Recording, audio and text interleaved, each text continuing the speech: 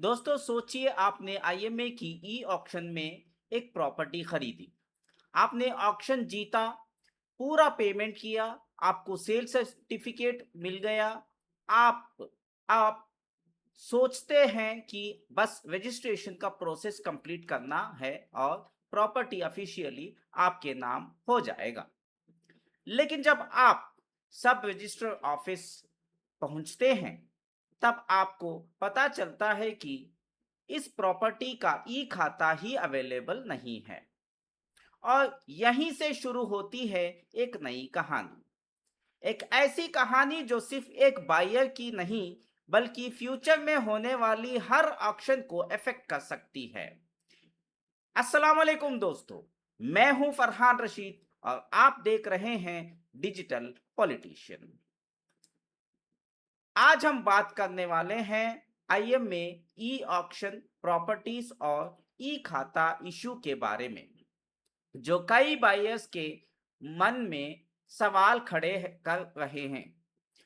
ये वीडियो किसी व्यक्ति या अथॉरिटी पर आरोप लगाने के लिए नहीं है, बल्कि एक जेन्युइन कंसर्न को समझाने और समझने की कोशिश है।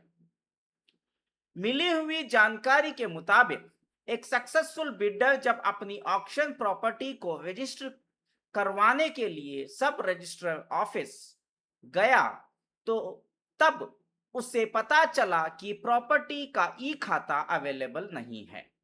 अब नेचुरली बायर ने सोचा कि शायद यह एक छोटा सा प्रोसीजरल इशू होगा।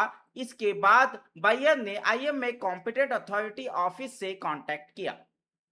बायर को बताया गया कि 15 दिन के अंदर ई खाता का काम हो जाएगा। बायर ने इंतजार किया, 15 दिन गुजरे, फिर 1 महीना गुजरा, फिर 2 महीने गुजरे और आज लगभग 3 महीने से भी ज्यादा गुजर चुके हैं। इसके बाद भी ई खाता इशू नहीं हुआ। बायर ने फिर से फॉलो अप किया।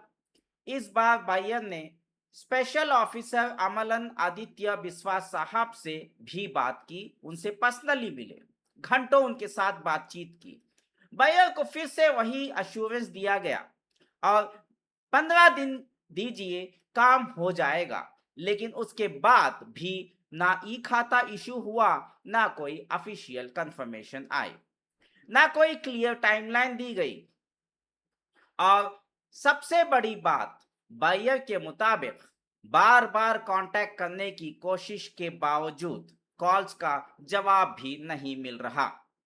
अब यहाँ एक बहुत इंपॉर्टेंट सवाल खड़ा हुआ है या खड़ा हो जाता है। ऑक्शन का पर्पस क्या है? ऑक्शन का पर्पस है मैक्सिमम पार्टिसिपेशन और कॉम्पिटेंट अथॉरिटी को कंपटीशन बढ़ाना और प्रॉपर्टीज को अच्छी वैल्यू पर बेचना, ताकि इन्वेस्टर्स को ज्यादा से ज्यादा रिकवरी मिल सके। लेकिन अगर एक जेन्युइन बायर को पेमेंट के बाद महीनों तक बेसिक प्रॉपर्टी डॉक्यूमेंटेशन के लिए वेट करना पड़े, तो कल को नए बायर्स ऑक्शन में पार्टिसिपेट करने से पहले 10 बार सोचेंगे। और यह सिर्फ बायर का इशू नहीं है, यह इन्वेस्टर्स का भी इशू है। जी हाँ दोस्तों, क्योंकि अगर बायर्स कम होंगे तो बिडिंग कम होगी, अगर बिडिंग कम होगी तो प्रॉपर्टी की सेल वैल्यू भी कम होगी, और अगर सेल वैल्यू कम होगी तो आप ये जान लीजिएगा कि इन्वेस्टर्स को मिलने वाली रिकवरी अमाउंट पर भी असर पड़ेगा। यानी आज का ई खाता इश्यू कल इन्वेस्टर्स के रिफंड पर भी इनडायरेक्ट इंपैक्ट डाल सकता है। दोस्तों, अगर आप पहली बार डिजिटल पॉलिटिशियन चैनल पर आए हैं तो चैनल को सब्सक्राइब जरूर कीजिए। हम यहाँ सिर्फ न्यूज़ नहीं, बल्कि उन न्यूज़ के पीछे के प्रैक्टिकल और लीगल इश्यूज को सिंपल लैंग्वेज में समझाने की कोशिश करते हैं। वीडियो को लाइक और शेयर करिए ताकि यह मुद्दा ज्यादा से ज्यादा लोगों तक पहुंच सके।